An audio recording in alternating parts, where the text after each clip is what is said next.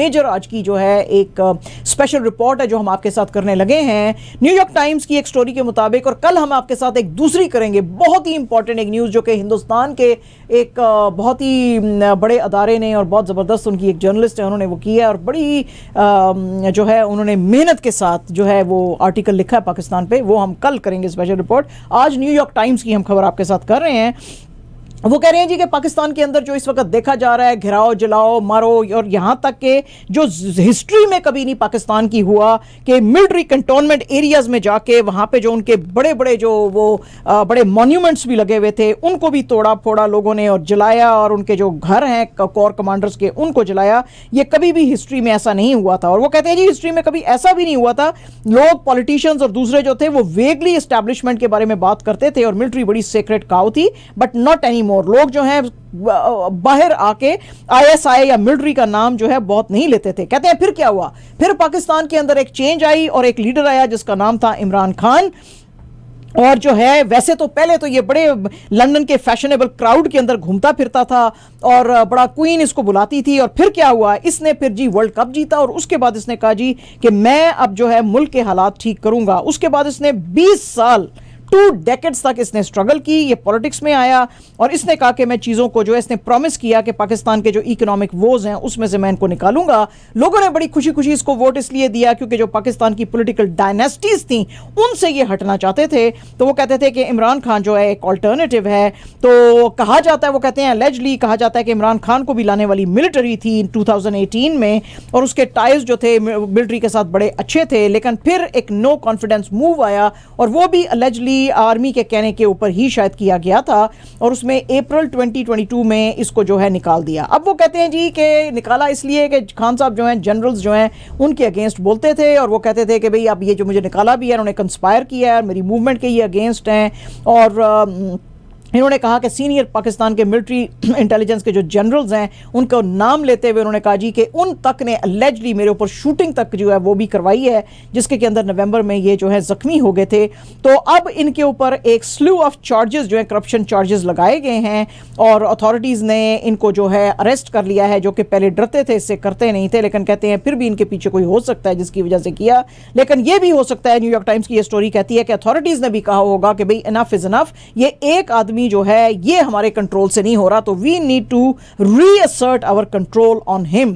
तो उसकी वजह से ये मैसिव जो है यहाँ पे जो प्रोटेस्ट है वो शुरू हुए हैं। वो कहते हैं मिलिट्री के खिलाफ जो है it was brewing inside people, ये जो एंगर था मिलिट्री के अगेंस्ट और जिस वक्त उसको अब पकड़ लिया है तो वो एंगर अब सारा बाहर आ गया है और बहुत सारे लोगों ने बहुत सारी जगहों के ऊपर जो है सिक्योरिटी फोर्सेस के ऊपर अटैक्स किए। सिक्योरिटी फोर्सेस ने उसके जवाब में गैस कैनिस्टर्स और जो बैटन्स जो हैं वो इनको मारे। इन्होंने एक इंटरव्यू लिया है इसी के बीच में मलिया लोधी साहिबा का, जो कि फॉर्मर पाकिस्तान की एम्बेसडर थी यूएस और यूके में। उन्होंने कहा जी कि ये एक परफेक्ट पॉलिटिकल स्टॉर्म है और इसके बड़े ही अनप्रिडिक्टेबल कॉन्सिक्वेंसेस जो हैं वो आएंगे। पहले तो ये होता था कि जब पॉलिटिकल पार्टीज में लड़ाई झगड़ा होता था तो आर्मी को एज एन आर्बिट्रेटर यूज किया जाता था और वो इनके बीच में सुलह सफाई कराते थे। वो कहते हैं अब जो है इस इंस्टीट्यूशन का ये रोल नहीं रहा है और लोग अब इनकी इज्जत नहीं कर रहे हैं, क्योंकि कल जब खान साहब जो हैं वहाँ पे अपीयर हुए police headquarter turn court room में इस्लामाबाद में और जिसके के बाद उनको कहा गया कि इनको 8 दिन के लिए डिटेन किया जाएगा वो जो रियल एस्टेट का जो वो केस है उसके अंदर। तो वो कहते हैं जी कि अलकादर जो ट्रस्ट का केस है, वो कहते हैं उसमें जब इसको लाया गया तो उसको बहुत बुरे तरीके से पकड़ के लेके गए, जिसके बाद जो है फिर लोग जो है वो बिफर गए। हालांकि इमरान खान ने डिनाई किए सारे चार्जेस। वो कहते हैं जी military under new army chief general Syed Asim Munir जो है वो अब बहुत ज्यादा प्रिकेरियस कंडीशन में है। न्यूयॉर्क टाइम्स की ये स्टोरी बहुत ही चौंका देने वाली है, क्योंकि वो कहते हैं जी कि अब मिलिट्री के अंदर डिवाइड है, क्योंकि जो मिलिट्री के अंदर 2 धड़े हैं, एक वो जो कि खान के खिलाफ है, एक वो जो कि खान के साथ है। और वो कहते हैं जी कि ये सिंस 2007 जब ये बहुत सारे कूज भी होते थे और लास्ट कू जो जनरल परवेज मुशर्रफ साहब की तरफ से भी हुआ था उस वक्त भी कंडीशंस इतनी बुरी नहीं थी। अब जनरल मुनीर जो है वो अंडर प्रेशर है फ्रॉम मिलिट्री नेटवर्क्स, और बहुत सारे सीनियर जनरल्स जो हैं जो कि इसको कह रहे हैं कि आप एक बैक स्टेप ले लें, और उसके ऊपर जो है अब मिलिट्री पे डिस्कशन चल रही है। मीनवाइल बड़े हार्श क्रैकडाउन्स किए जा रहे हैं ये जो पीटीआई के प्रोटेस्टर्स हैं उनके अगेंस्ट, और जो वो कहते हैं जी कि हम करप्ट पॉलिटिशियंस को अब यहाँ पे और डायनेस्टिक लाइंस को अब इस मुल्क में नहीं चलने देंगे, हम जो हैं सिर्फ जो है वो मिलिट्री को की बात नहीं मानेंगे, हम इमरान खान के साथ ये नहीं होने देंगे। हालांकि वो कहता है न्यूयॉर्क टाइम्स की स्टोरी के मिलिट्री का बड़ा जो है अच्छा रोल भी रहा है, उन्होंने फ्लडिंग में रिलीफ देते हैं, अदर डिजास्टर्स में देते हैं, और खास तौर पे टेररिस्ट ऑर्गेनाइजेशंस लाइक टीटीपी जो हैं उनके खिलाफ बड़े कामयाब उन्होंने जो है ऑपरेशंस किए थे 2014 एंड 2017 में। लेकिन फिर भी उसकी पॉपुलैरिटी दिन ब दिन नीचे आती जा रही है, और जब इमरान खान को आउट किया गया पावर से इन अप्रैल, उसके बाद तो बिल्कुल ही नीचे इनकी जो है पॉपुलैरिटी आ गई है। इमरान खान वो कहते हैं जी, कहता है कि यहाँ पे आपको इलेक्शंस करवाने की जरूरत है, और जब तक आप इलेक्शंस नहीं करवाएंगे उस वक्त तक यहाँ पे चीज़ें ठीक नहीं होंगी। ये लोग डरते हैं कि ये जो जैसे कि पहले भी एक अभी इन्होंने इलेक्शन थोड़े दिन पहले कराया था जिसमें कि वेकेंट सीट्स थी और उसके अंदर पीटीआई फिर से जीत के आई थी, तो इनका यही डर है कि कहीं ऐसा ना हो कि मैसिवली ये जीत जाए। तो खान साहब जो हैं उनकी पॉपुलैरिटी जो है दिन ब दिन ऊपर जाती जा रही है, और वो एस्टैब्लिशमेंट के अगेंस्ट हैं। एस्टैब्लिशमेंट जो है वो अपना रोब इनके ऊपर लगाना चाहती है, तो अब वो भी पीछे नहीं आ रही, ये भी पीछे नहीं आ रहे। तो कुछ एक्सपर्ट्स का कहना है कि इस वक्त पाकिस्तान की बहुत ही वॉलेटाइल और डेंजरस कंडीशन है। तो ये जनाब आज का न्यूयॉर्क टाइम्स का पूरा एक आर्टिकल था।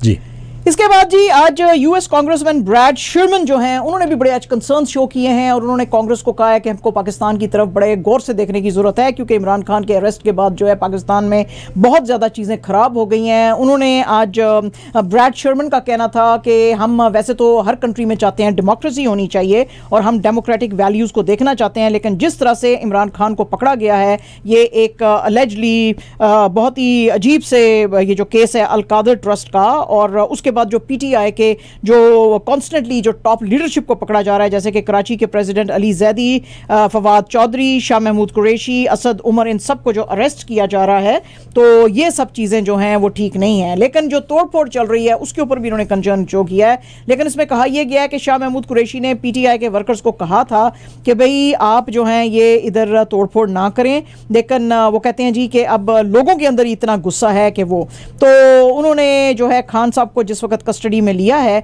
तो उसकी वजह से ये सारी चीज़ें हैं। वो कहते हैं जी, शर्मन साहब कहते हैं कि यूएस वैसे तो किसी भी इंडिविजुअल पॉलिटिशियन के साथ खड़ा नहीं होता, हम तो ह्यूमन राइट्स और फ्री स्पीच के साथ खड़े होते हैं, लेकिन यूएस डेडिकेटेड है to democracy and rule of law in the world as well.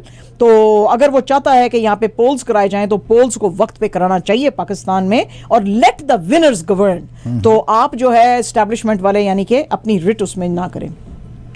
Punjab, KP और बलूचिस्तान के अंदर जो हैं हालात बहुत ज़्यादा चूँकि ख़राब हो गए हैं वायलेंस के बाद, तो अब यहाँ पे जो है यह मिलिट्री को कहा गया है कि भाई आप आके चीज़ों को जो है फिर संभालें। बट देखें ना, अब सिविलियन गवर्नमेंट से खुद संभलता नहीं है, हर चीज़ में मिलिट्री का वो पंगा बुलाते हैं, कहते हैं जी फॉरेन उसमें पॉलिसी में भी आप टांगे मारो, आप यहाँ पे लॉ एंड ऑर्डर भी करो, फिर कहते हैं मिलिट्री को साइड पे भी खड़े रहो। देखो ना भाई, अब तुम चीज़ें खुद संभालो ना।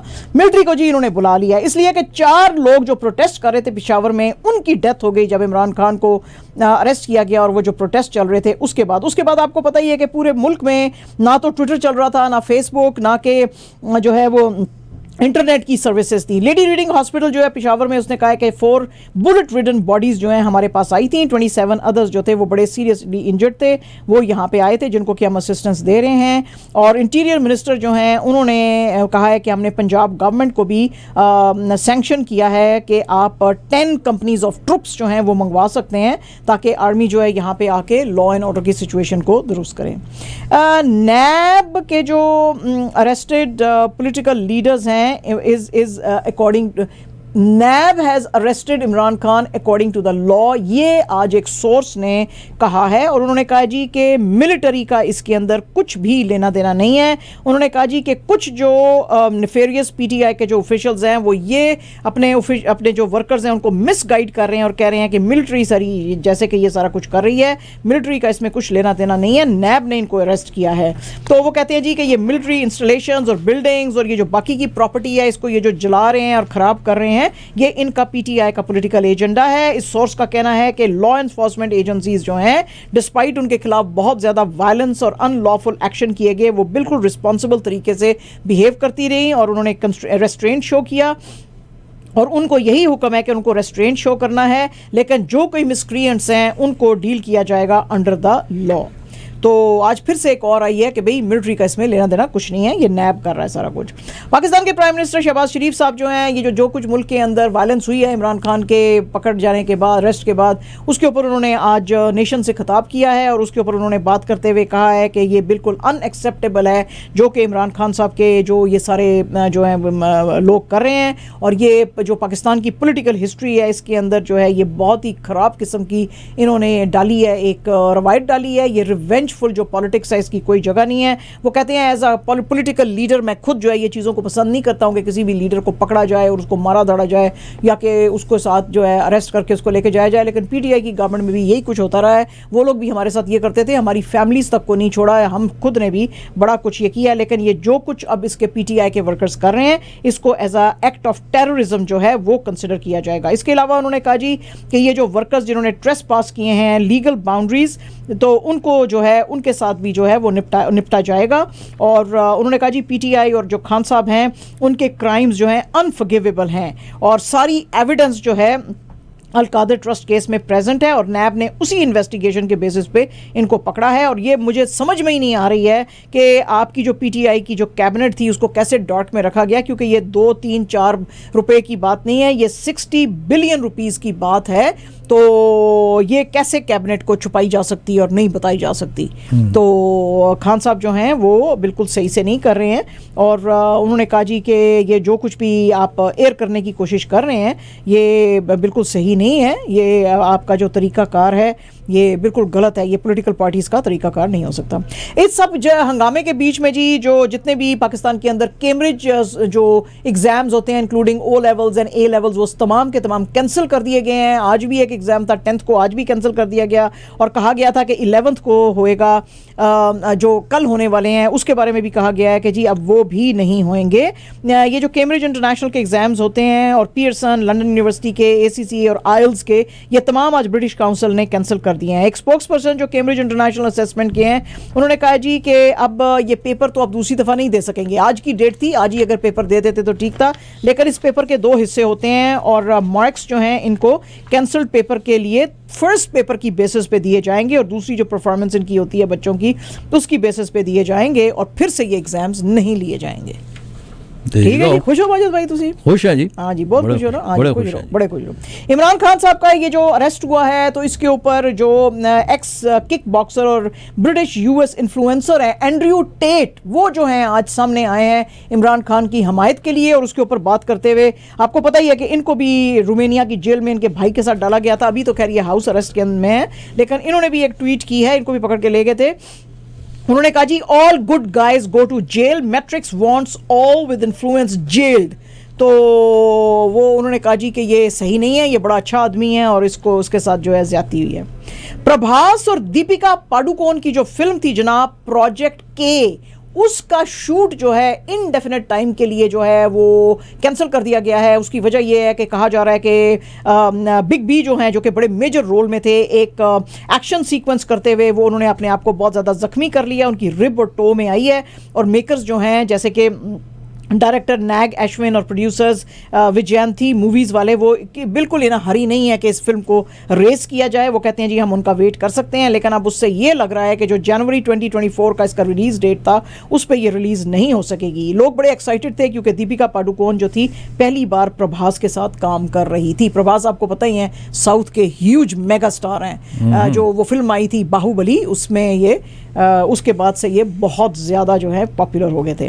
डायरेक्टर मुनीत मल्होत्रा जो हैं जी, उन्होंने कुछ ब्लैक एंड वाइट पिक्चर्स अपनी और शाहरुख खान साहब की शेयर की हैं अपने कोई ऐसे अननोन फिल्म सेट है उसके ऊपर। तो उसके ऊपर जो फैंस हैं वो बड़े हो गए हैं एक्साइटेड। वो कहते हैं आपने इस प्रोजेक्ट का नाम नहीं लिखा, तो किस टाइप के प्रोजेक्ट में शाहरुख खान आपके साथ काम कर रहा है?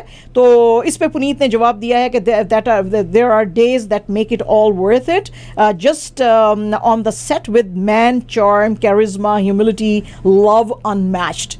तो अब लोग वेट कर रहे हैं, क्योंकि अब ये एटली की मूवी में भी काम कर रहे हैं ना, जवान में, तो अब वो कह रहे हैं कि अब ये दूसरा एक लड़का जिसके साथ ये काम आप कर रहे हैं, तो ये क्या हो रहा है, क्योंकि जवान का सुना है कि अभी थोड़ी देर के लिए डिले हो गई है, तो वो कह रहे हैं कि ये साथ साथ कैसे इतनी मेजर फिल्मों में काम करेंगे। अच्छा जनाब, टॉम क्रूज साहब, Tom Cruise has his eyes on none other than Shakira, waka waka eh. हाँ जी जी जी जी जी जी, yes yeah this is big big big news entertainment की इंडस्ट्री से। वो कहते हैं जी कि जब से ये मियामी F1 ग्रांड प्री में मिले हैं वीकेंड के ऊपर, तब से लग रहा है कि ये कोजी अप हो रहे हैं, इनके बीच में बड़ा प्यार सा बढ़ता जा रहा है, क्योंकि जो टॉम क्रूज है he is extremely interested in initiating romance with her, क्योंकि इसने अपना बॉयफ्रेंड जो 12 साल से था जेराड पीके, उसको अब छोड़ दिया है। और लग रहा है, इनसाइडर एक ने कहा है कि जी इनके बीच में बड़ी केमिस्ट्री लग रही है, क्योंकि उसने उसके रीजंस बताए हैं। उसने कहा जी उसके रीजन ये हैं कि जो टॉम क्रूज है वो बड़ा गुड लुकिंग गाय है, बड़ा टैलेंटेड है, और जो है उसने मजाक किया, उसने कहा कि और शकीरा उससे टॉल भी नहीं है, क्योंकि आपको पता है कि पहली उसकी जो हुई थी शी वाज वेरी टॉल। तो वो कहते हैं जी कि Tom cruise is 5'7" and Shakira is 5'2". तो कुछ दिन पहले जो है टॉम क्रूज ने उसको फ्लावर्स भी भेजे हैं। But anyways they have been friends for a long time. तो वो कहता है कि जब इसका ये बड़ा डिफिकल्ट टाइम से गुजर रही थी जेराड पीके के साथ उसमें, तो उसने काफ़ी उसको जो है सपोर्ट भी किया था। AFP की जनाब ये रिपोर्ट है, और ये again this is huge news from the world of sports. Messi जो है Argentinian superstar Lionel Messi, he can cross over from PSG to an unknown Saudi club. वो अल नसर भी हो सकता है, वो कोई और भी हो सकता है। सोर्सेज ने कहा है कि ये नेक्स्ट सीजन आपको मेसी जो है सऊदी अरेबिया में खेलता हुआ नजर आएगा। सऊदी अरेबिया तो वो तो कंफर्म्ड है, किस क्लब के साथ गया है वो नहीं पता। तो वो कहते हैं जी कि जो लेकिन मेसी का जो करंट क्लब है PSG, उसने अभी तक कोई कॉन्फर्मेशन इस पे नहीं दी। उन्होंने कहा कि मेसी का हमारे साथ कॉन्ट्रैक्ट जून 30 तक है, तो वो तो उसको पूरा करना पड़ेगा। और जो है वो लेकिन ये बड़ी विन है सऊदी अरेबिया के लिए। आपको पता ही है कि पिछले 5 साल से MBS जो हैं वो बहुत सारे अपने नॉन मुस्लिम्स जो टूरिस्ट हैं उनके लिए जो गेम्स वगैरह खेलने के लिए और इस तरह जो हैं वो उनके लिए वीज़े जो हैं वो बड़े ओपन कर रहे हैं और जो है आसानियाँ पैदा कर रहे हैं। और औरतों को के लिए भी बड़ी उन्होंने अब आसानियाँ पैदा कर दी हैं। पहले जैसे ड्राइव नहीं कर सकती थी और हज नहीं कर सकती थी और उम्रा नहीं कर सकती थी किसी महरम के बगैर, तो वो चीज़ें ये रिलैक्स कर रहे हैं। तो वो कहते हैं जी कि Saudi Arabia is opening up और मिलियंस ऑफ डॉलर्स वो स्पोर्ट्स में और इसमें स्पेंड कर रहे हैं। F1 अब वो कराई है उन्होंने जद्दा के अंदर, और इसके अलावा उन्होंने वो जो लिव गोल्फ जो है वो शुरू किया, जिसके के अंदर ह्यूज थिंग, हाँ, जिसके के अंदर उन्होंने मल्टी मिलियंस स्पेंड किए हैं दुनिया के बड़े टैलेंट को अपनी तरफ अट्रैक्ट करने के लिए। पाकिस्तान के फखर जमान जो है वो ICC men's player of the month का उनको अवार्ड मिला है for the month of April 2023, क्योंकि वो बड़ी जबरदस्त जो उनकी सिंटिलेटिंग परफॉर्मेंस थी अगेंस्ट न्यूजीलैंड एट होम। इन्होंने बीट किया है श्रीलंका के प्रभात जयसूर्या को। न्यूजीलैंड के जो न्यू कमर बैटर हैं मॉर्क चैपमैन, उनको इन्होंने हेल्प किया था सेकंड ODI में पाकिस्तान को, जो इनका one of the second highest ODI run chase था 337 का अगेंस्ट न्यूजीलैंड उसमें पिंडी में। और उसमें इन्होंने बनाए थे 180 अनबीटन, और ये इनका सेकंड टर्न था in April with 117 of 114 balls for Pakistan, जब ये चेज कर रहे थे 289 अपनी फर्स्ट भी गेम में रावलपिंडी में। इसके अलावा इन्होंने 47 बनाए थे जो फर्स्ट T20 था लाहौर में, तो पाकिस्तान को जो है उसमें 88 रन से विक्ट्री आई थी। इन्होंने अभी तक 3148 ODI रन बनाए एट द एवरेज ऑफ 49.71 और स्ट्राइक रेट इनका 95 है इन 67 matches. Wow, Yeah. there you go. और जनाब मैं इसको एब्सोल्युटली अवर लास्ट न्यूज़ बोलूंगी, क्योंकि टोरंटो मेपल लीव्स की जो खबरें हैं वो माजिद भाई देंगे आपको। हाँ, तो मेरी तरफ से मैंने देने से इनकार कर दिया, बस वो माजिद भाई की मर्जी है। मेरी तरफ से आखिरी खबर जो है जी वो PCB के जो मैनेजमेंट कमेटी के जो चेयरमैन है नजम सेठी साहब, जब हमने आपको बताया था कि दुबई गए हुए हैं और वहाँ पे उनकी मुलाकातें जो है PCCI के जो हैं BCCI के जो जय शाह साहब हैं उनके साथ हो रही हैं, क्योंकि इंडिया जो है वो कहता है कि जो एशिया कप ये अभी होने वाला है पाकिस्तान में 2023 में, उसके अंदर हिंदुस्तान की टीम नहीं जाएगी। पाकिस्तान ने कहा था हम एक हाइब्रिड सिस्टम बताएंगे जिसमें कि इंडिया अपने मैचेस किसी और न्यूट्रल वेन्यू पे करे लेकिन बाकी सारी टीमें पाकिस्तान के अंदर खेलें। तो अब नेक्स्ट 48 आवर्स जो हैं they are going to be very very crucial, क्योंकि इनकी मीटिंग एशियन क्रिकेट काउंसिल के ऑफिशियल्स के साथ भी हो रही है और ICC के साथ भी हो रही है।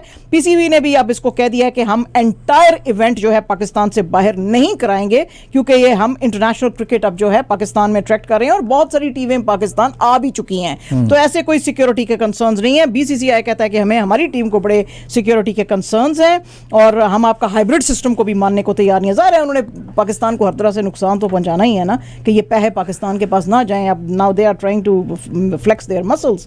तो इस तरह तो अब न्यूज़ ये आ रही है कि सेठी ने भी ये जो है ये मीडिया को कहा है कि अगर इन्होंने ऐसा किया तो फिर पाकिस्तान की टीम भी ओडीआई वर्ल्ड कप के लिए इंडिया शायद ना ट्रैवल करे। That will be sad. That will be very sad. मगर माजिद भाई कभी कभी तो आपको दो gotta पैसे की stand अपनी for it. इज्जत के लिए थोड़ा सा स्टैंड लेना ही You पड़ेगा। gotta stand हाँ, for it. हाँ, I understand that, हाँ, but हाँ, हाँ। जो भी रीजन हो, क्योंकि आप देखें अगर ना कि इंडिया जब भी- पाकिस्तान का नहीं खेल रहे हैं तो दैट इज सैड, हाँ वेरी सैड। लेकिन जैसे अभी बिलावल भुट्टो साहब गए हुए थे वहां पे गोवा में, तो आप देखें वो एससीओ की मीटिंग के लिए गया हुआ था। लेकिन आपको पता है कि इंडियन मीडिया क्या कह रहा था कि दुनिया सारी से पाकिस्तान को जब भीख के कटोरे में कुछ नहीं डाला गया तो अब वो भीख लेने के लिए हिंदुस्तान में आया। भाईजान आज तक हिंदुस्तान से कब पाकिस्तान ने भीख मांगी है पायान? मतलब है हालात बहुत भी कभी खराब हुए तो आपकी तरफ तो कभी नहीं आया पाकिस्तान, है जी। तो आप मतलब इतने भड़के हुए क्यों? और फिर आपने जो बयान देखे थे उसके एस जयशंकर, हालांकि इतना सीजन्ड वो पॉलिटिशियन है, 40 साल और डिप्लोमेट का बेटा है, तो कोई उसने मिन्स नहीं किए वर्ड्स। उसने वो बेइज्जती की इनकी सारों की कि जो है ये याद रखेंगे। आपको मैंने सेंटेंस बताया था ना। दैट्स ओके, करने दें जिसको जो हाँ, कुछ करना और फिर वो है। जो राजदीप सरदेसाई ने जो इंटरव्यू भी लिया था बीबी जरदारी का, उसमें भी उसने काफ़ी बैशिंग की थी बीबी की। और बीबी वैसे तो बड़ा तैयार होता है लेकिन इस दफ़ा तो लग रहा था वो तैयारी में भी नहीं गया था, तो बहुत सारे सवालों के जवाब भी नहीं दे सका। तो जो है वो इसलिए तो भाई आप क्यों ऐसी हरकतें कर रहे हैं? और बिल्कुल ठीक थी पीटीआई कि आपको वाया जूम या कि स्काइप के थ्रू आपको उनसे उस मीटिंग में हिस्सा लेना चाहिए था, एससीओ की मीटिंग में जो गोवा में हो रही थी। तो आप ने क्यों जो है वो उधर दैट्स ओके, गया भी थे तो वो उनको मेरा ख्याल था कि वो जब उनसे दूसरी शो कर सकते हैं आप, दूसरी चीजों पे सवाल करें वहाँ हाँ, पर हाँ, इंडिया जरूर में, करें, जरूर तो करें। वो ये कह दें कि भाई मैं ये नो व्हाट एक मीटिंग अटेंड करने आया हूँ, टॉक अबाउट दैट मीटिंग, मैं और किसी चीज़ के सवाल का जवाब नहीं दूंगा। हाँ, खत्म बात हो गई। देन कोई उसमें भी उन्होंने बड़ा रोना था कि भाई ये देखो सवालों का जवाब नहीं दे रहा, बड़ा एरोगेंट है। ठीक है जी, ठीक है जी, है हाँ एरोगेंट हूँ जी मैं। मुझे एरोगेंट आप कह दें? हाँ जी भैया बहुत एरोगेंट है। हाँ जी है, कर लो बहुत लिफाफे आ गए आपके पास ना, पैसे बहुत आ गए, बहुत एरोगेंट हो गए। हाँ जी, हाँ जी।